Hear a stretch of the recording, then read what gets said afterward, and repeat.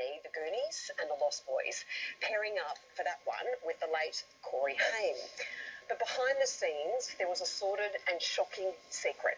For years now, Cory Fildman has been speaking out about the abuse that he and Cory Haim suffered by what he describes as a ring of pedophiles made up of powerful Hollywood executives.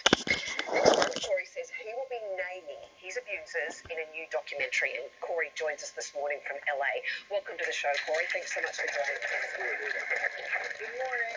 How are you, Tosh? Really well, thank you. Good to see you all. I do want to correct you on one thing early this morning, and I'm sorry to correct a woman on her own show.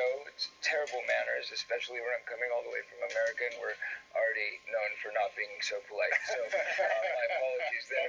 But that said, I never did say that I was going to name a bunch of powerful executives.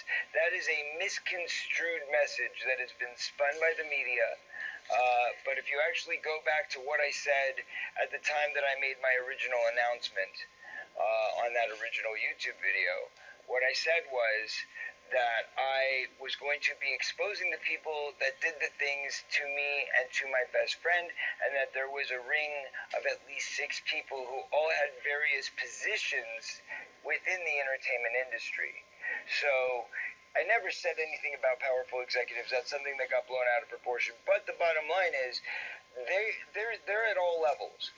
And just like any of the other situations where you see profound amounts of child abuse within institutions, whether it be the church, whether it be within sports, whether it be within the acting community, it doesn't really matter.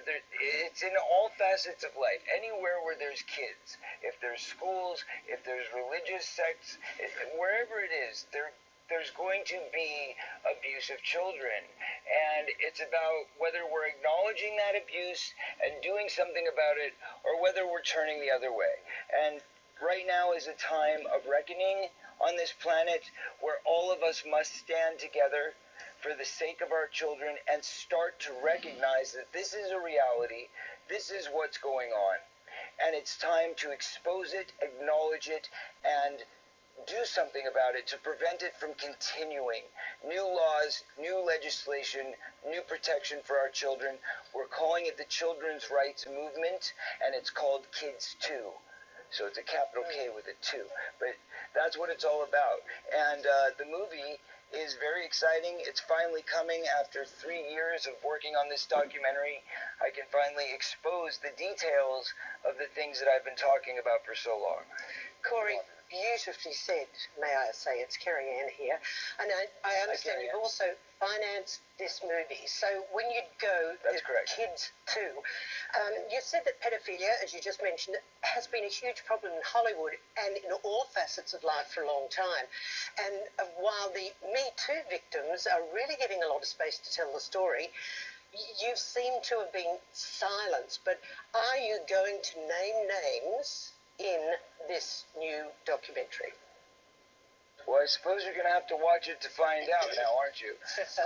But I assure you that I won't let my fans down, and I won't let down my best friend. I promised my best friend 10 years ago, on the day of this anniversary, will be the 10-year anniversary of his death, unfortunately. And I promised him 1 year before that, 1 year before his death, that I would tell his story if, for any reason, he were to die before I was.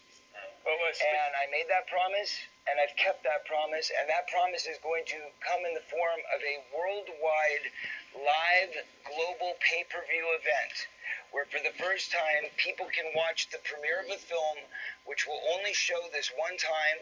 As of now, we have no other future plans to show it. It's a one-time event so that everybody in Australia, everybody in America, everybody in Europe, everybody in Asia, people literally all over the globe for the first time can learn the truth, can learn the details, and can understand that this problem is a reality and needs to be fixed big time. We need to protect our children. Well, speaking of your best friend, yourself and Cory Haim were such superstars in the 80s, and it's obviously very shocking to know that you were both suffering from abuse during that time. But how soon into your career did the abuse begin?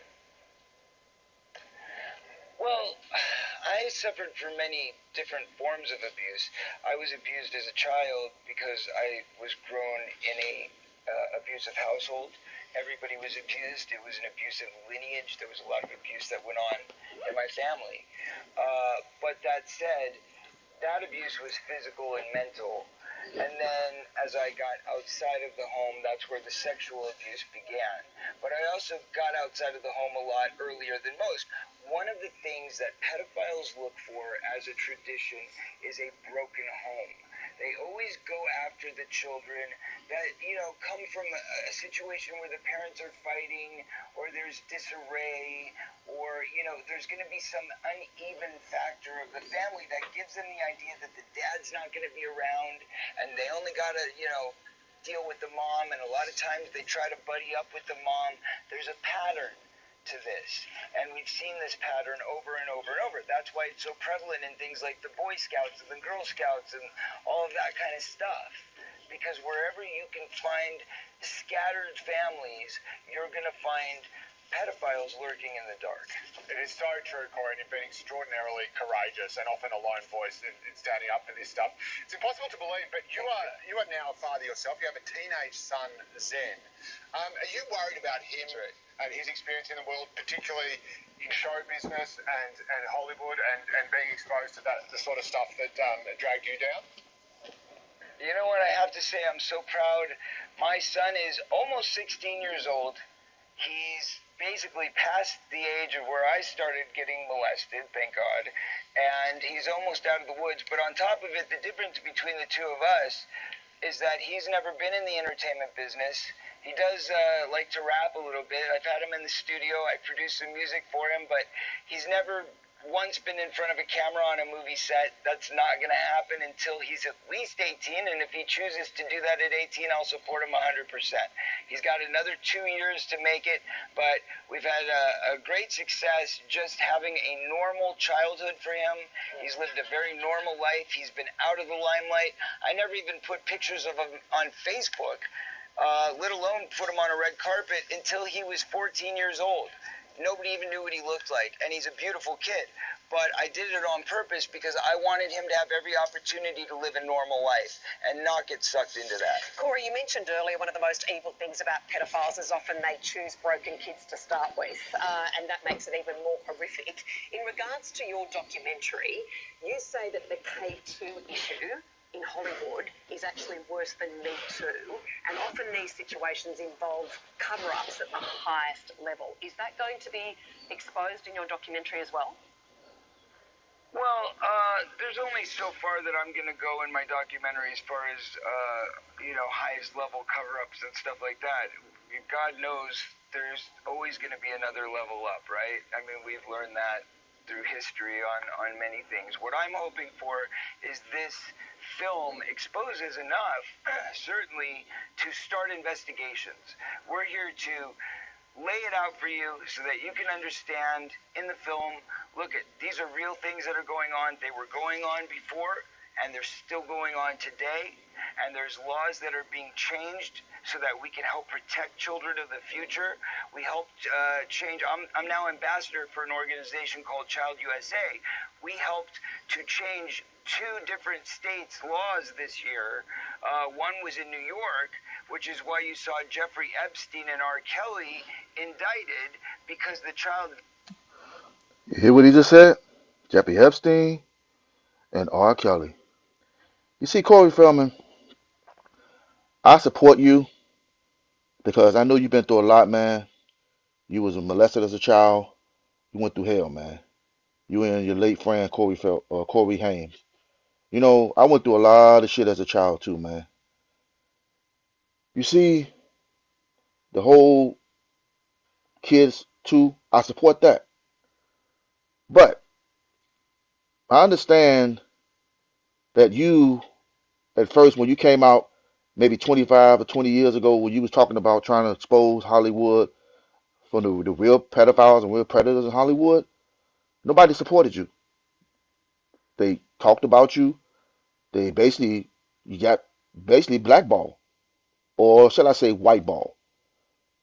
Let's talk about the interview you did in 2019 on CNN when the whole documentary came out about Michael Jackson, your friend, when you said out of your own mouth on CNN that you cannot defend Michael Jackson anymore.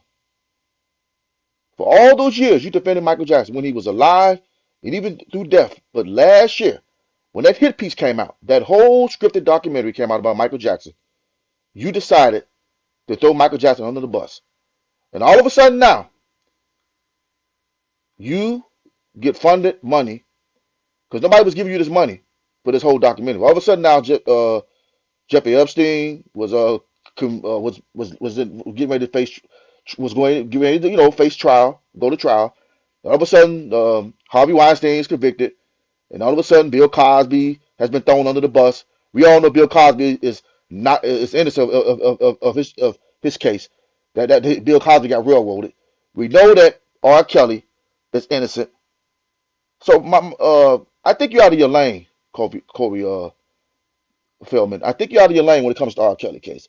Jeffrey Epstein doesn't have anything to do with R. Kelly. You see how they try to do with Jeffrey Epstein and R. Kelly? Every time a white man or a Caucasian man is accused of something, they always got to bring up a black man's name. Like with Harvey Weinstein, they got to bring up Bill Cosby. Jeffrey Epstein, they got to bring up R. Kelly.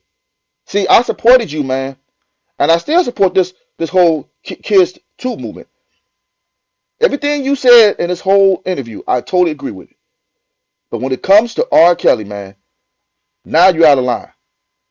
I totally have to disagree with you. Everything you said about R. Kelly. What you said about R. Kelly don't have shit to do with Jeffrey Epstein. But I'll continue listening to the interview, man. Victims Act in New York helped to bring all these cases forward so that they could come back and tell their stories and bring charges.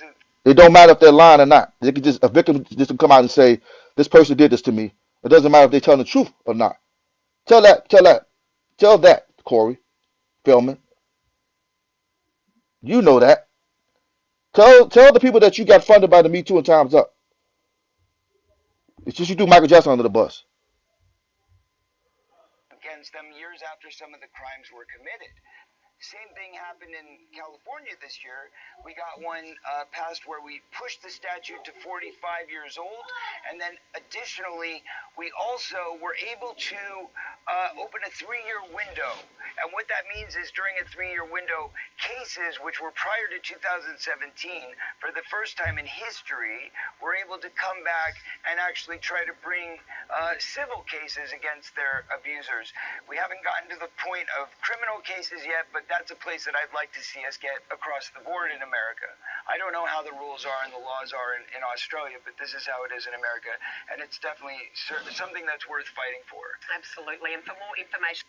So, it doesn't matter if the person, the victim, the alleged victim is telling the truth or not, Cory Fildman. That's what you're saying. You just want people, any victim could just come out and say, this person did something to him. So that's what you're saying, Cory Fildman?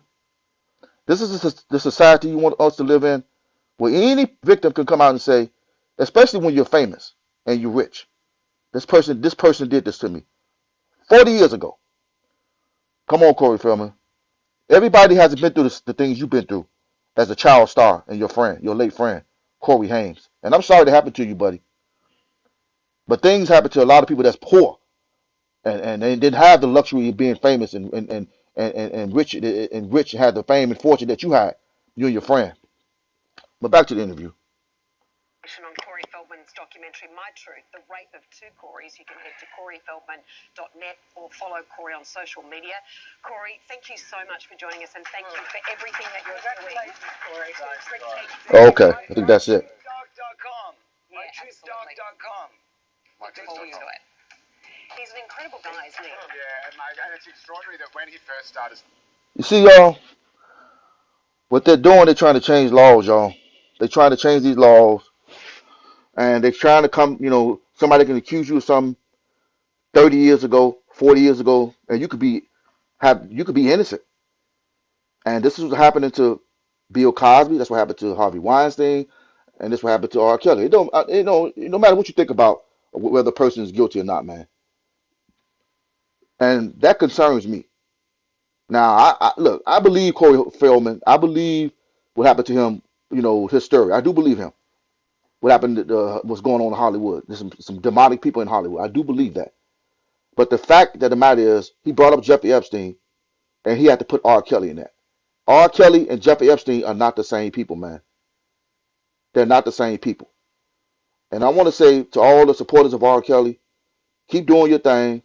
And I know I've been hearing some shit about, his bond was denied, but it's just good news. I heard some good news, and there's some good news mixed up with some bad news. But the good news is I heard that the judge is putting pressure on the prosecution.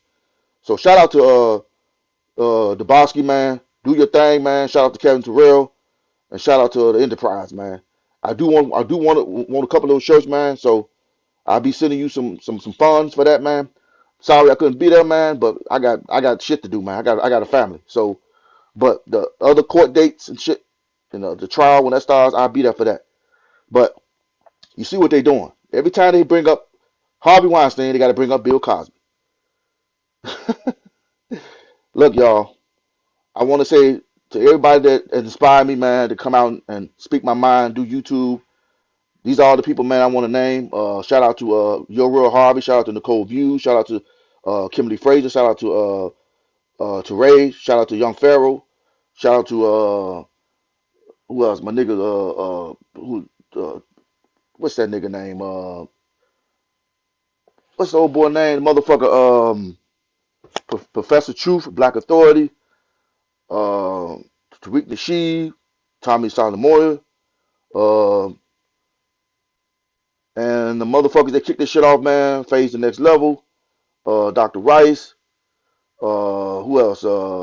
Sugar and Spice, Spit and Fire, Levi for Kelly, Blockbender, and who else? Talking Loud with Keisha and Sky Zone, and all the ones that came along for the Bosky and Kevin Terrell. Shout out to all the motherfuckers that's fighting hard for kills, man. Black Diamond, who else? Everybody's just hey, everybody that's out here supporting R. Kelly, man. The real supporters, you know who you are.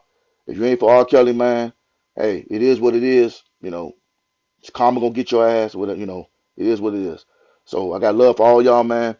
Keep fighting the fight, and I will be in one of those court hearings or one when the trial starts. But right now, shit, I got shit to do, man. So But that's it. That's all I want to say, man. Peace. I'm out.